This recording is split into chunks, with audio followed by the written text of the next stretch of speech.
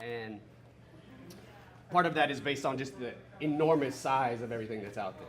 Yeah. So this is a map I made, or I've been working on for a while. That's like kind of explaining to myself how big and complex the space is, for like how many things we have to be aware of, and how many components come into decision making on these complex projects. Because I feel like a big part of where the Achilles heel often lies is like how complicated all these interrelated systems have to be, and all of the, when someone's asking for, the things from those crazy renders, it's like, how do we go through our toy box and find the right toys to make it happen? Yeah. So this is this available on the web, but it also helps kind of explain to teams and clients, like, this is how big the space is. And I think we all, when I'm like explaining this to grandparents and other people, like, the simple model of this is like, there's a person who's interacting with a sensor of some type, and then that's getting sort of manipulated by software, and then that's getting shown on an output, and there's a nice feedback loop. But I think a lot of us, our experience of these projects every day kind of look like this, where we're looking at spec sheets and IDEs and calculations and plugging in hardware and going through D&H and project management, flow charts, and all of that stuff. And it's a very big space to navigate. And on top of that, the process itself being, it would be nice if it was linear, but it's often like, hey, we have this thing, we don't have enough money for it, let's start the project, we haven't signed off yet, we're gonna get going, the client doesn't like that, we need to redesign everything, and it's time to do the install, and here we are. And I think a big part of this is explaining how do we simplify all the previous slides down to the client to help them understand, and the team to help them understand what are these critical dimensions to look at for, like, scale, and are we looking at something temporary or permanent? Are we looking for like something that's not even on the market yet, or something that's been around for decades? And what's the overall budget range that we're looking at? Yeah. So a little bit about us here at Thought Process. We are an early stage strategy and feasibility firm, and we get engaged by leadership, usually looking to be innovative in their application of creative technology, whether permanent or temporary.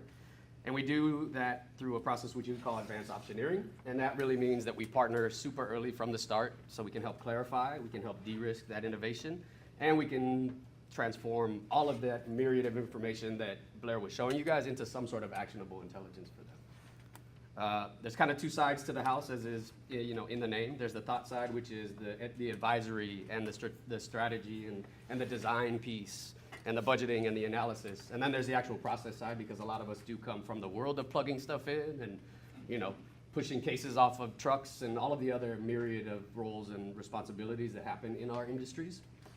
All of us have crawled behind an LED wall, and done all of the moves that we all know about, right? So we have what's called the optioneering framework, little wink there to the conference. And as Blair was saying, like, this is kind of your typical project timeline when you're out in the world talking with folks thinking about stuff, right? Some sort of kickoff, some sort of research, prototyping if you're lucky, a little bit of design development. This is usually smashed with the technical development and at the same time hardware procurement, right? The typical pitfalls in that space, that we've always done it this way approach, right, is, oh, hey, guess what? We didn't actually get to do any research. We didn't get to budget any time for prototyping. We didn't get to experiment with any of the cool shit that we're trying to build. Design development and technical development usually don't get any timeline. That stuff goes away because the things have not been planned for and worked. Don't we just need to make it? Yeah, we can just make it, right? Yeah, we can just make it and put it in, right? And that trickles down, of course, into the procurement side where, maybe we're inaccurate in our assessment of the cost of the technology or the way that it's integrated. Or it's maybe the incorrect technology to begin with. We just loved it because it was a shiny object out there and everybody's talking about using it. We should use it too. Now you've got an unstable installation that is forced to launch, and we've all been there where the gremlins are working themselves out over the first 30 to 90 days that this thing is up and open to the public. Not really the place that we want to be, right? And of course, support and maintenance has been totally forgotten until the IT or facilities folks go, what the fuck is this thing? And who's gonna take care of it? Because we don't understand what Touch Designer pinging an API for generative content is, right? Okay, good luck.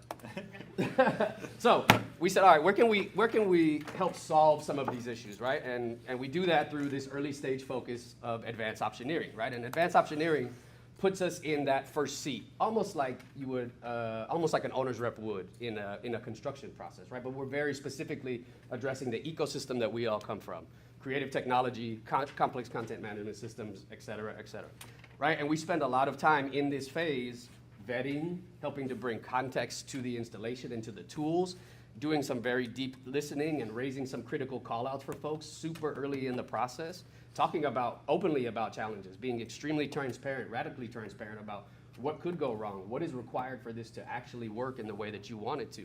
What does that mean for you as an owner, as an end user or an owner, as an organization that maybe doesn't understand how to make content for 50 million pixels that is not a 16:9 aspect ratio, right?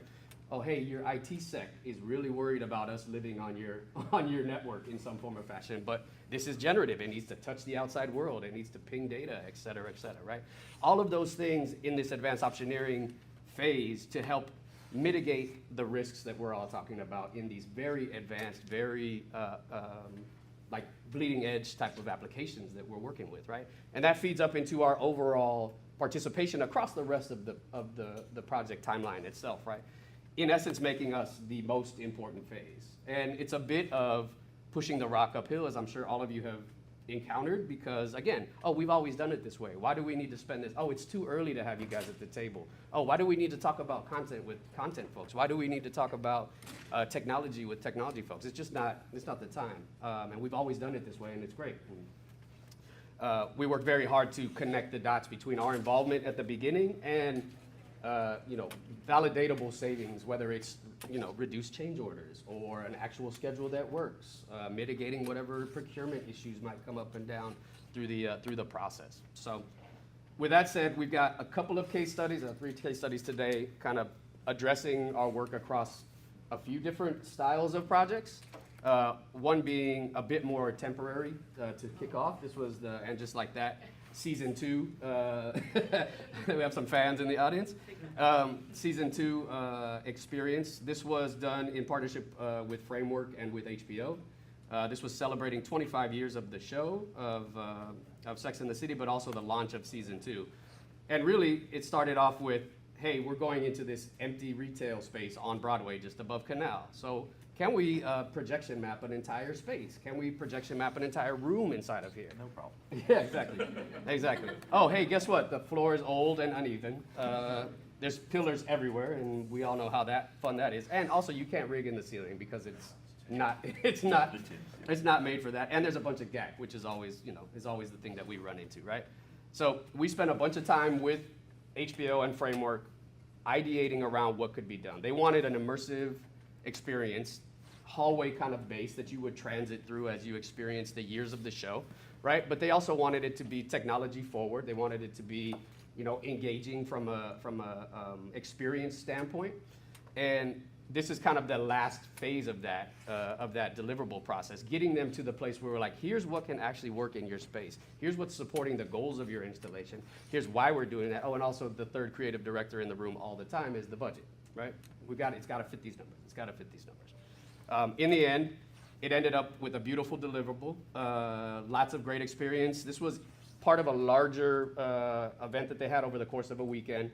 You'll see some of the cast there in the bottom right-hand corner. They literally spent like half an hour inside of this, selfies, watching themselves, taking pictures.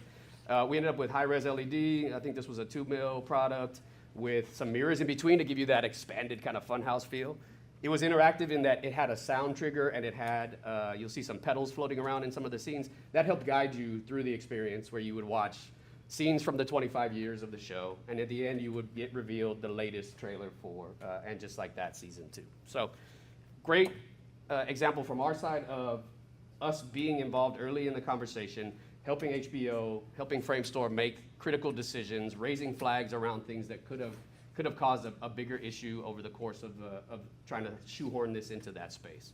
So we like that presentation to kind of show the temporary nature of that. We're gonna zoom way out into a large city-scale placemaking engagement that we're in. And I will caution that this is a active project, so there'll be a lot of stand-in models and a lot of things that are redacted and all of that stuff. I'm sure you all understand. But this is for a client of ours in the Midwest. Came to us and said, hey, I've seen all of these things out in the world. Like, where do we start? Can we projection map? Yeah. We want to do all of them. Can we, what about LED? How does it work? Where does it go? And this is a big brand, but they have an asset that is this building, and they wanted to think about activating it in some form or fashion, right? So Blair and I went, checked it out. The first part,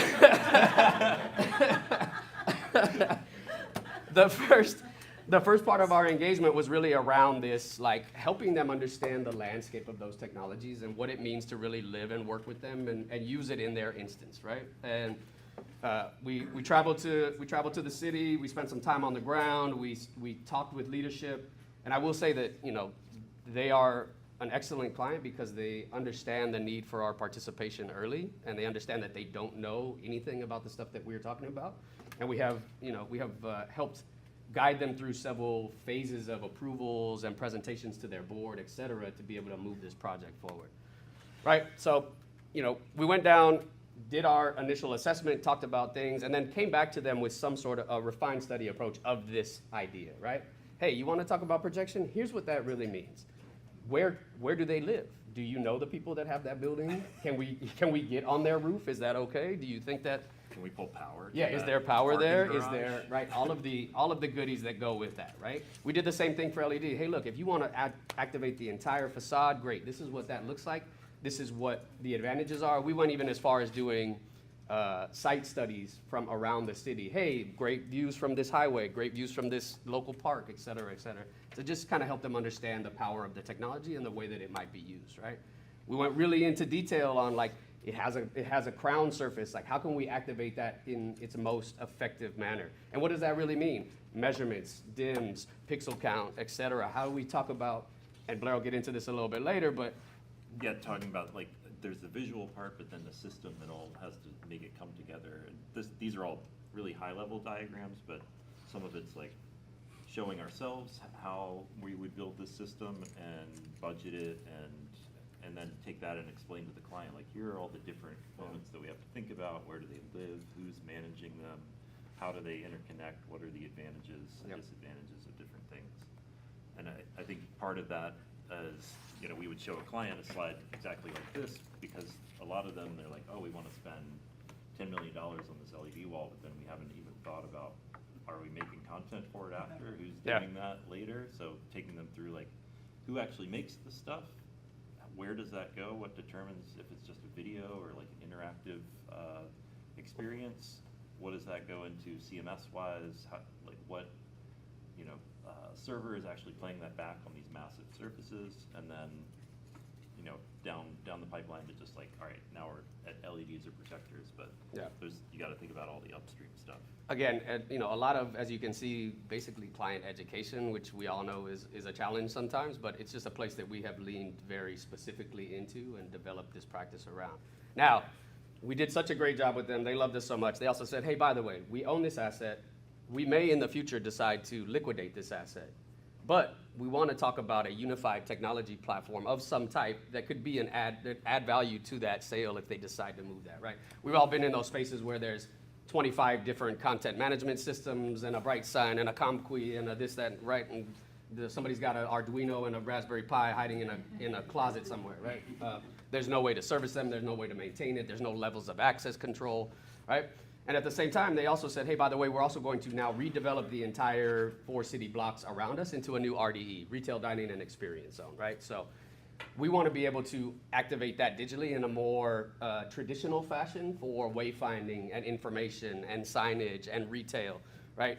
And as you can imagine, in the commercial real estate world, everybody is wanting to know about the ROI, right? Like, how is this going to pay for itself after we've procured it, right? How can we make some money on that? So part of our analysis and our process with them is also engaging on what that ROI looks like, designing around a typical ad unit, which in most spaces is a 16:9 situation, right? So rather than adding multiple layers of complexity on the CMS side, we're thinking about how do we simplify this from an ownership perspective? How do we simplify this from a ad sales and a marketing perspective? And how do we unify all of those, Plaza, Building, Crown, any of those other display surfaces that might come into play in a unified system that they have access to and can point at when they go, hey, you know what, we're gonna get rid of all of this. By the way, we've got this system and it does all of this stuff and it is now yours as part of this deal. So I think I feel like when they first came to us, they were really set on projection, and Yeah. we were sort of like, probably not a good idea, we'll see it through, and part of that is explaining like, it sounds great, but you can only use it in nighttime, Yeah. for the most part. So, if you're planning on making a lot of money off this project, you're cutting it at least in half. Right. You probably can't even use it after like midnight, so. Yeah. Going with LED so that you have more hours in the day to sell makes a lot of sense for them Yep. as well. And highlighting like the benefit of our early engagement with them. As I mentioned, this has gone through multiple layers of approval and presentation and other applications, including currently going in with, there's a signage authority that kind of manages the way that things are done in the downtown core. And as of right now, nothing like this exists in that city, and they are basically breaking new ground. So the ability for us to provide them with assessments and information and graphics and analysis of ROI and discussions about lumens at 250 feet at 11 o'clock at night, et cetera, have all been super beneficial to them, and that's all part of our advanced optioneering engagement with them, helping to drive that project forward. All right, so one of the last case studies we'll go through is for Grand Rapids Public Museum. They came to us with this amazing opportunity. They have this new exhibit they're working on that's in progress. We've been working with them for almost 2 years now on this, but it'll be going live next year. And it's basically redesigning a museum for their We Are Still Here exhibit for the Anishinaabe people of native to Michigan.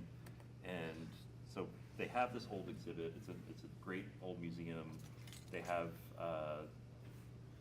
this is all torn out now, but it's like very solemn lighting, lots of artifacts, and then other things like, I think they had some tube TVs in here, and then some like very, very old, like almost bank teller touch screens from the 90s, and Yeah. like I think DVD players and stuff like that. So I think part of their concern with this space was how do we like this makes people feel like they're in the past, and they're in our community now, so how do we modernize this and make it feel like a more of an alive sort of experience for people to go through and things like that. And so I feel like the first question we got asked was, like, we really want a hologram of like elders talking to people about different activities that are done throughout the year for like different harvests and ricing and sugaring and stuff like that.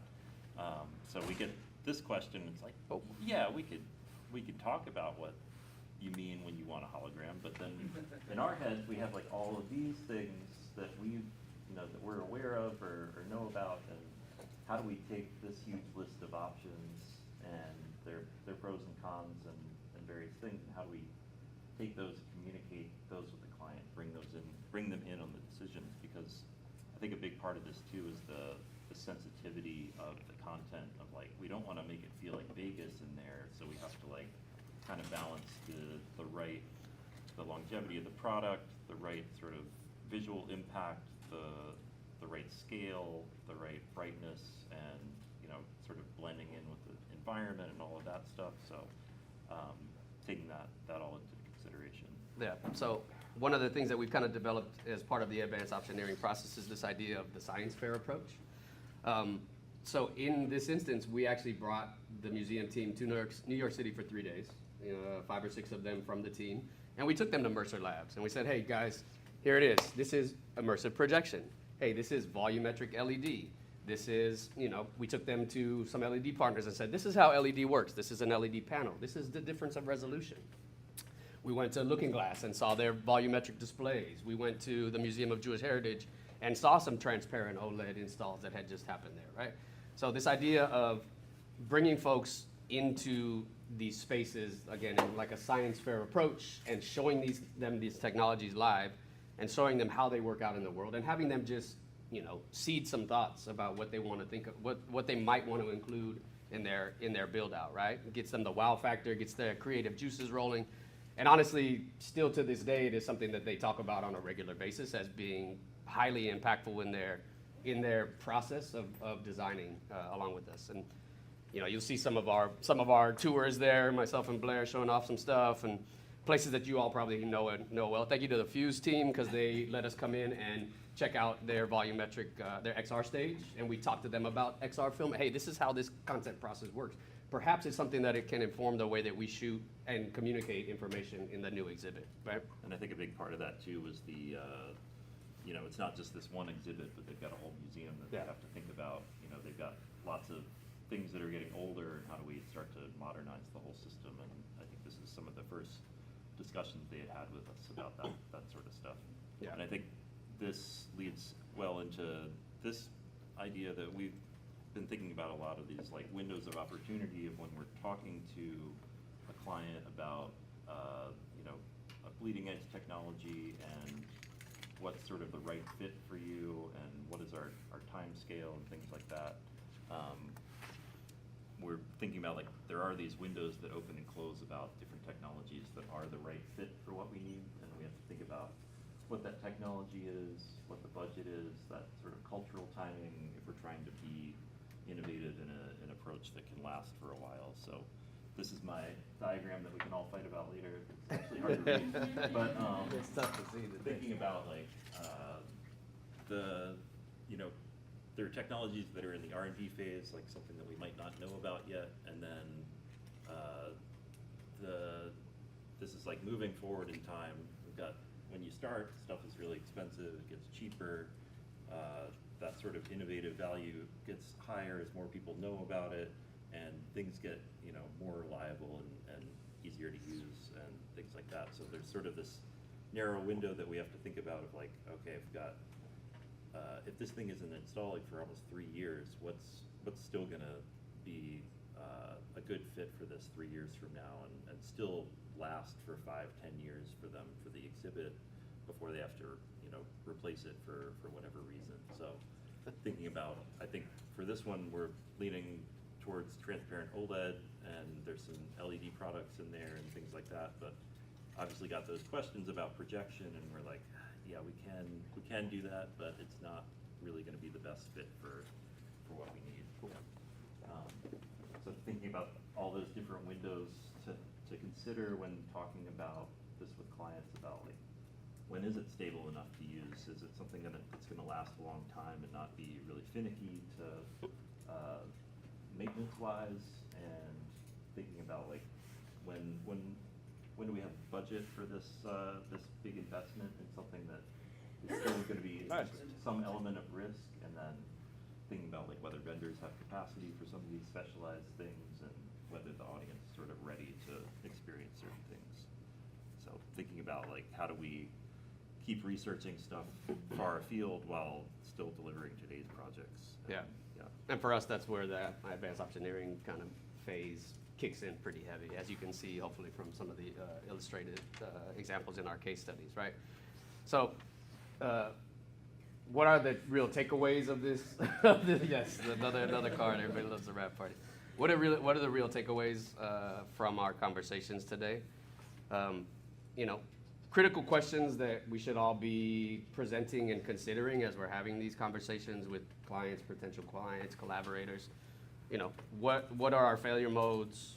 How much innovation risk are we willing to take?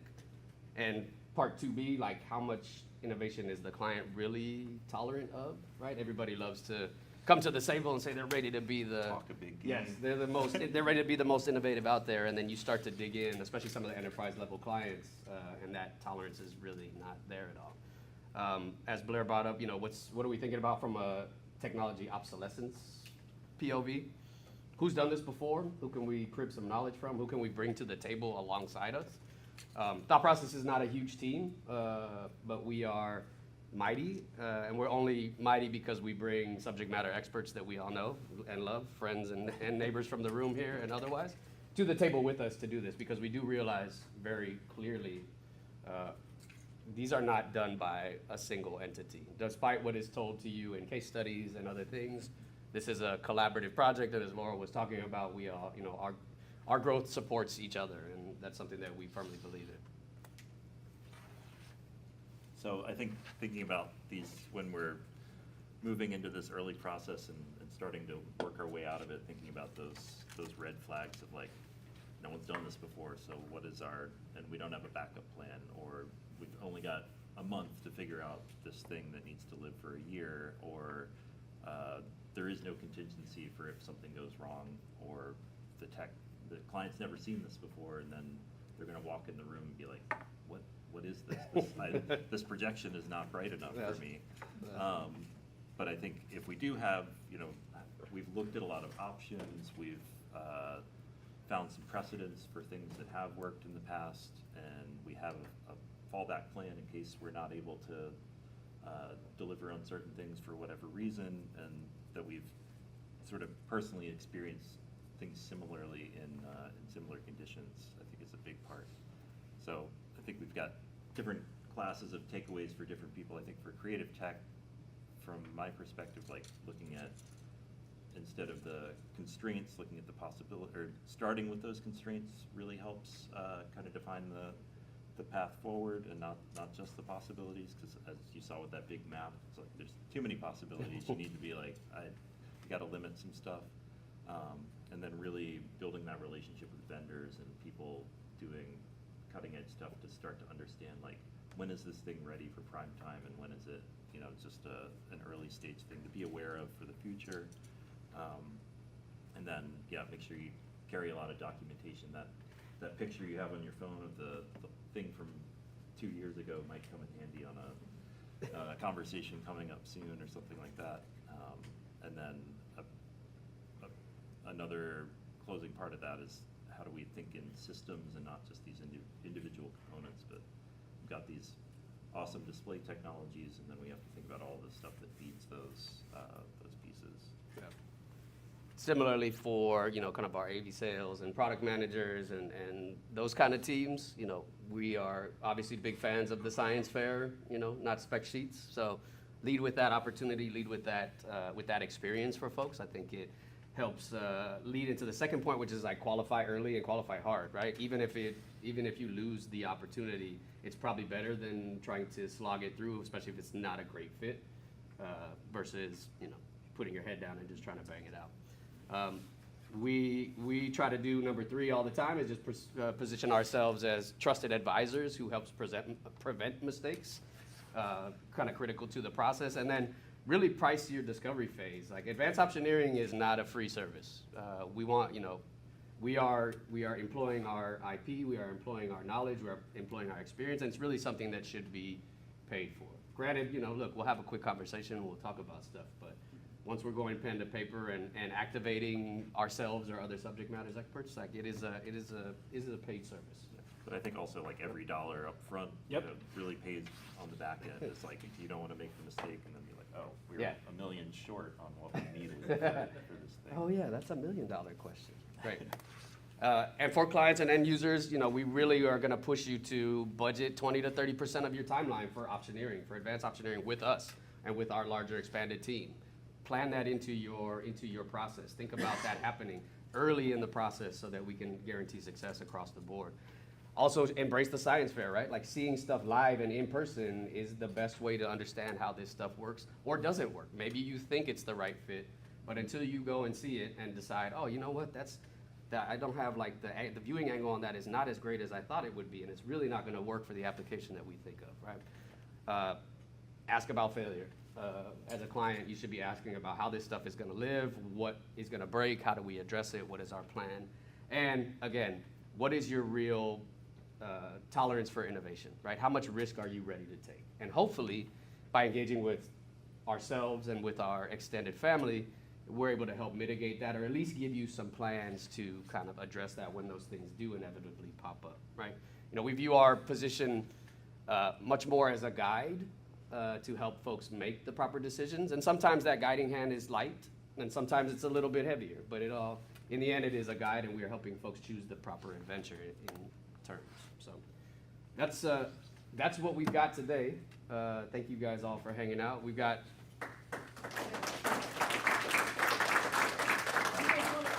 Yeah, we totally got time for Q&A, conversation. Yes, sir. Hey, where do you get one of those tarot cards? Are they for sale? So for the stream, Matt is asking about where do you procure one of the tarot card decks? Unfortunately, I'm sold out of them, but I will plan on making probably another order soon because I've gotten a lot of interest. But hit me up afterwards and we can chat about it. Wait for the drop. Wait Yeah, for the drop. yeah, absolutely. limited edition merch. Limited edition merch. Anybody else? Questions, comments? Go ahead. Here, I'll stand up. You talk a lot about, advanced optioneering, but even the pre-advanced optioneering, so having things in your bookshelf that you can pull out when you're with clients, because you don't have time to research Right. ahead of time, right? And you need to be on the ball. with Correct. pulling solutions out. How do you fit that into your kind of business model? Because a small company, it's a big challenge, and clients don't, they don't give you the big budgets Right. generally, right? Right. Yeah, I think we're here doing that now. I'm also a chapter chair of the New York chapter of SEGD. We're involved in TEA. We are in all of the professional areas where we continue to have this interchange of expertise and knowledge. We also, all of you have gotten an email from me to hang out or go check something out or see something new, and that is part of the practice that we continue to maintain. I think because it is our job to be finger on the pulse of all of this stuff out there, it is kind of just naturally built into the ethos of how we operate and how we communicate. And it does help as well that we're old and been around for a long time and know a lot of folks and are tied into that ecosystem pretty well. So for any of the new students or folks that are new to the industry, as Laura said, say hi to somebody new, somebody that you've never seen before, sit in on a session that you might not think is relevant, because this business is all about relationships, and I think hopefully we do a good job of maintaining those and exchanging ideas and information and sharing the love. Sir. You didn't get into it too much, but I imagine as a small group, you're often at the mercy of an integrator or a team of people who may or may not be familiar with what we do. So Yep. I'm curious, maybe talk a little bit about that Sure. process of handing over to a team like that. Yeah, so I think the easiest way to answer that is that in that owner's rep style position, right, we hope that our involvement early enough in the process allows us to do two things. Number one, either stay involved in that in kind of like a construction administration role where we're still next to the client, helping that procurement and that installation team understand the goals of the installation, the look and feel and all of the things. Some of us, myself included, come from a bit of that world, so I have enough knowledge to be dangerous on some of the things, right? And that keeps us, at least in conversationally, able to share tips and tricks and ask about the right things, right? A lot of the times it's asking the right questions to help that team come along with you on the journey. In other instances, we are asked to bring partners to the table, and AVI, SPL, our friends at Forte, right? Our friends at Electrosonic, all of those, again, the relationships that we maintain and continue allow us to hopefully put the right fit at the table as we're helping that client build the team, much like an owner's rep would in a construction firm. It says, oh, hey, you want a glass facade? Great. You know what? This architect is good at those designs, and this GC knows how to do that. Let's bring them to the table. Let's have a conversation and see if they're the right fit. And we tend to inhabit that seat most of the time. Yeah, and I think we also try to do as much of that sort of documentation and design. So it's here's the long spreadsheet of all the hardware and tech that we think needs to go into here. We're happy to discuss, what you all think should be a part of this, but we've done enough sort of upfront lifting to know enough to be dangerous about how we want stuff put together and work with that team to, figure out where they can fit in best. A lot of the times that advanced optioneering will yield at the end of the process at least a first pass on a bill of materials, some sort of lightweight system design, some sort of MEP analysis, right? What's the MEP impact, so that we know as we're in conversation, again, in service of getting the project through its phases, low voltage guys are going to want to know how many drops we need. The electricians are going to want to know what we need from a power standpoint. where's the IDF, where's the closet, how's it all running, et cetera, et cetera, et cetera, right? So we, thankfully, again, we are a small team, but we all wear a lot of hats and have been in the industry enough to be able to coherently put together, we hope, a great package that helps to move that process along, whatever the mix and mash that we're in.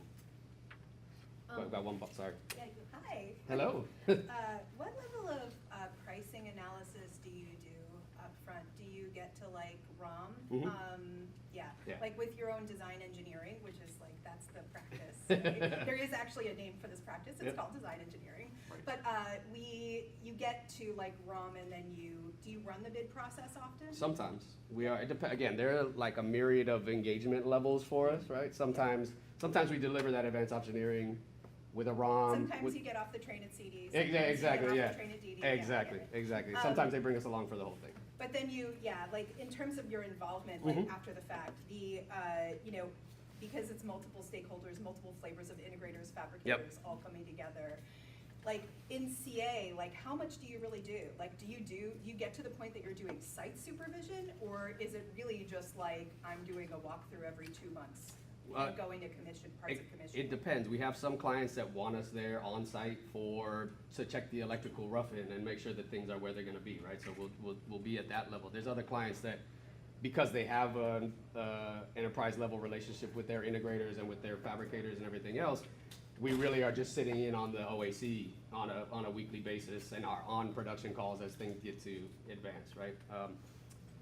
All of those are, again, styles of engagement are open, and they change depending on the needs of the project and what that ownership team really wants from us and where they see us in their larger ecosystem, right?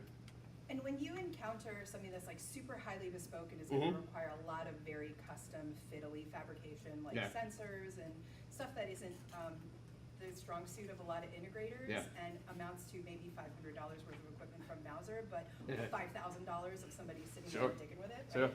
Like where do you sit in that process? Do you bring the teams on and like do it yourself? Do you find the shops that do it? Like, because I think that's this like middle space in here where you're ending up with a lot of like tactile interface, Mhm. novel types of interface. It's like a little bit of a soup of like where you go to get that type of work done, right? Yep. Yeah, I think a big part is finding those right partners when you need it, and then definitely doing that risk analysis of like, do we need the totally custom electronics here, or do we need something that's just like as off the shelf as we can get, and then we can buy 5 of them and just have something that can be swapped out, or do we need that like really specialized person that lives in the Midwest that like just does this one thing really well?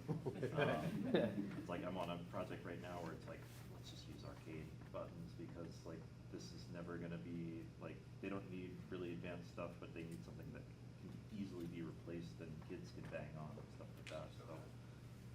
You'll never find a button that's kid-proof. Right. Yeah. Thank you. Dave can probably opine on that a little bit. I think Dave knows where they've had the kid-proof buttons. Prison grade buttons. Molly, you gonna say? Yeah, what percentage of your clients come to you out of duress or trauma from past experiences? Unfortunately, probably more than we would like. You Yeah. know, we are sometimes the oh shit handle, right? Like, hey, God, we're here. We've got this problem. Somebody said you guys knew what this stuff is all about. Can We you need help a us? fixer. Yeah, we need to fix it. That's an unfortunate position to be in sometimes, but it also offers a great opportunity for us to endear ourselves and to show and flex our muscles around the process that we write or the process that we run and the results that we achieve. And then inevitably those clients go, man, we should have used you guys like 7 months ago when we started talking about this thing. Hey, by the way, we're thinking about this thing for the next 3 quarters away. Can we have you guys come in and help us understand maybe what the shape of that looks like? So that's another window of opportunity, let's call it, where we're able to flex our muscle a little bit and help folks understand why they should be using us at that early stage. And, Yeah. you know, we evangelize on this subject of early stage engagement on a regular basis. This is not the first time a lot of these people in this room have heard my pitch about bringing us to the table at the very beginning. And I think we're hopefully changing a little bit of the industry with every engagement that we get, because people again understand the value of that connection.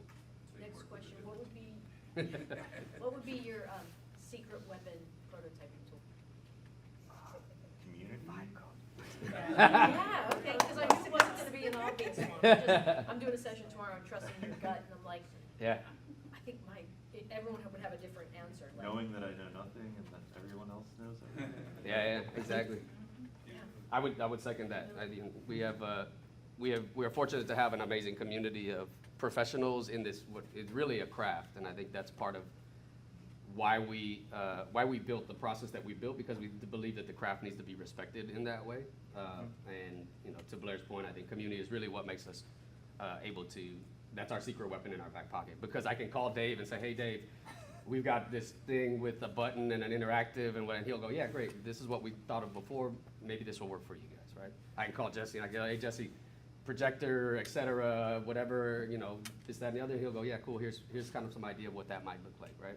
I'll call Charles. Charles will talk to me about lighting an exhibit that maybe we're thinking about building, right? So those are really where we excel, and what our secret weapon kind of in the back pocket is always.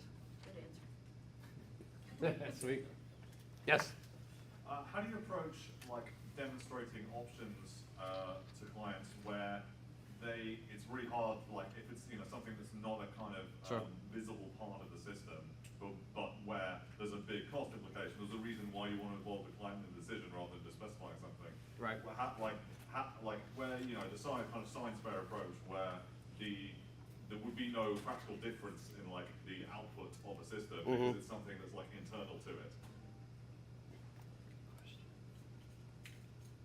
I think it's just trying to understand where they're at on that technical spectrum and what do they really need to know about it and how it impacts their path moving forward is probably a big part that we'll try and call out. I'm trying to think of a specific example for that because it is a good question that we have to wrestle with, of like talking about like a CMS, like there's like, do you want a custom one? Do you want like something off the shelf? Do you need something that's easy to use for the marketing team? Yeah. Like that kind of thing comes up a lot. Just like how do we explain the risks there for those different teams? I think also pointing at instances that aren't working well, knowing what the context of their build, their end goal wants to be, and going, hey, you know what?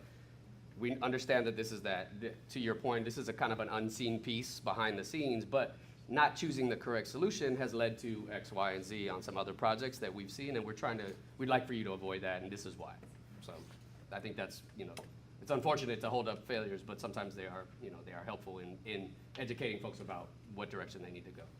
This is kind of similar from like the manufacturing distribution side of Yeah. things.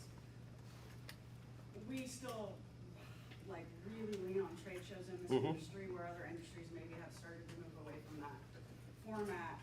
But aside from that, what are your like top ways that you find products to bring to the science fair? Is it I think it does go back to the community thing a little bit, where it's just like having that, I guess, like discipline to go out and just try to experience and see all the things and think and make sure that you have a big Rolodex of options that are available to you, and you start to build that sort of network in your head for that big diagram for me. It's like just having that almost like painter's palette in front of me. It's just like making sure that I know what could fit in this particular solution, and knowing like when do I need to reach out to a specialist and something like that. Yeah, I mean, I'll champion, I still get paper copies of Systems Contractor and PLSN and all of the good stuff, because I know that stuff, is in there, and even if it's not 100% applicable, I see a page or two of something, I'm like, oh, let me take a mental note that that's out and floating around. I still attend LDI on occasion, I still attend NAB when it's here, right? So I'm still out and about, seeing those things.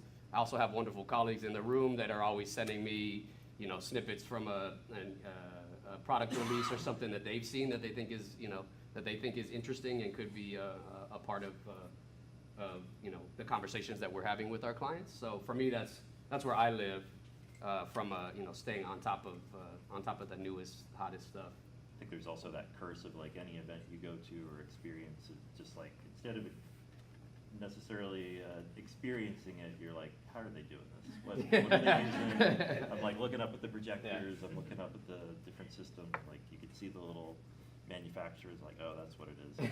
Okay. Yeah, Yeah, that is the curse of being, you know, you can't ever just really go enjoy the show because you're like, oh man, that light's not working. Okay, cool. Who called that camera shot? Right?